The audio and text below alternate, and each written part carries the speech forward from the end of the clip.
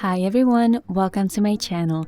In today's video, I'm going to show you how to make Thai butternut squash soup with toasted pumpkin seeds. Let's jump right into the recipe. The first thing we're going to do is roast a butternut squash. Cut the squash in half and scoop out the seeds. Make sure you reserve the seeds for later.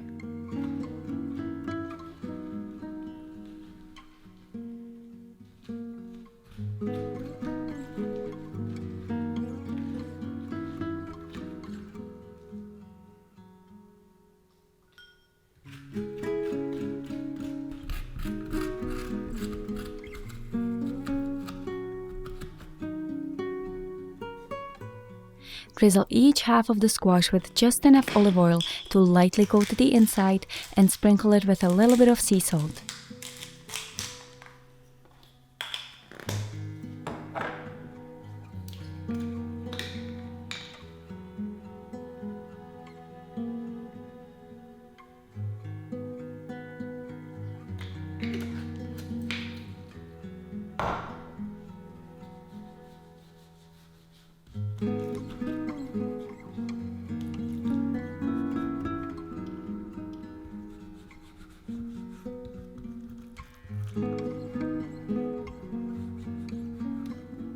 Turn the squash face down onto a baking sheet or a pan and roast it until it's tender and completely cooked through for about 35 minutes at 450 degrees Fahrenheit. While the squash is roasting, let's get the seeds ready. I like to use a mix of butternut squash seeds and pumpkin seeds. Sprinkle the seeds with a little bit of sea salt, drizzle them with a tiny bit of olive oil, and toss them until they are evenly coated. Spread the seeds into a single layer and roast them at 300 degrees Fahrenheit until golden brown for about 20 to 25 minutes. I usually put them in the oven as soon as the squash is done roasting. Next, chop up an onion and a couple of cloves of garlic. Sauté the aromatics over medium heat until translucent.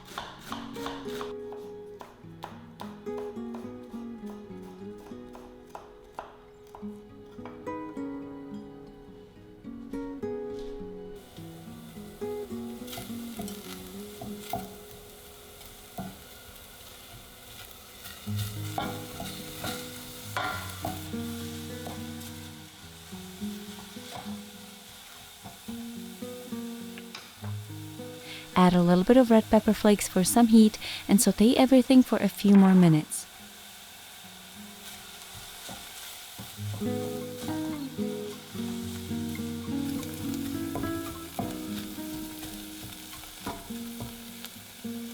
Last but not least, add some coconut milk to the saucepan and bring it to a simmer.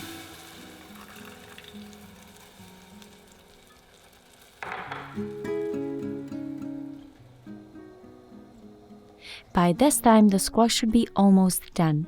To check if the squash is ready, pierce it with the tip of a fork. It should slide in easily. If that's the case, remove the squash from the oven and put the seeds in instead. When the squash is cool enough to handle, use a large spoon to scoop the butternut squash flesh into a blender container. The next few ingredients are the aromatics with coconut milk, vegetable broth, maple syrup, lime juice, and fresh ginger.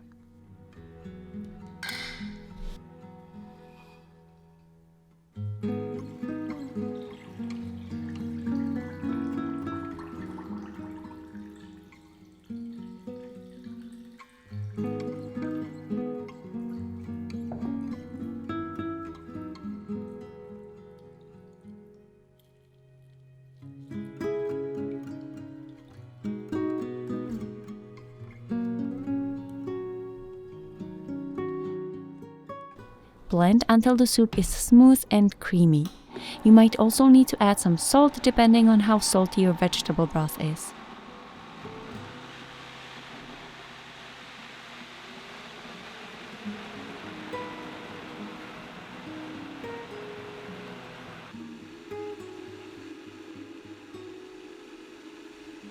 Once everything is blended, you're ready to serve the soup. You can serve it straight out of the blender or pour it back into a large pot and adjust the seasoning and thickness to what you like. And of course, don't forget to top the soup with some more red pepper flakes and the toasted seeds.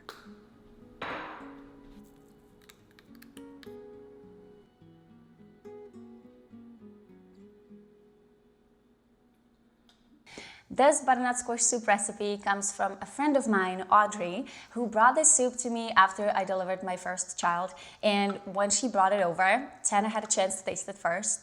And after he tasted it, he was like, okay, you can eat anything that is in the house, but do not touch the soup. It's really good. I felt like I needed to defend it. Petra and I quite often fight over food. True. Especially like bottled water, the carbonated water. Yeah. Anyway, that's a side point. We really enjoy the soup. I particularly like it because it's got a lot of ginger flavor in there. So as it's gone across the palate, you're left with this aftertaste where it's just this pleasant ginger burn. Like the ride is just nice. Just like a slow burn.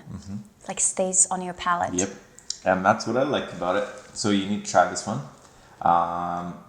The garlic, salt, and coconut milk work really well together. It's probably not a very common combination, but it works really well together. And if you want to throw in, or when you're blending it, you can like change the consistency, obviously. I like it so that it's not perfectly smooth, so that you can actually get the texture of the butternut squash in there. It gives you a little bit more something to chew on while you're eating the soup, but you can make it as smooth as you want. But I would say make it a little less smooth. Yes, alright, so I hope you enjoyed this video. If you did, please give me a thumbs up, comment below, subscribe to my channel, and I'll see you next time.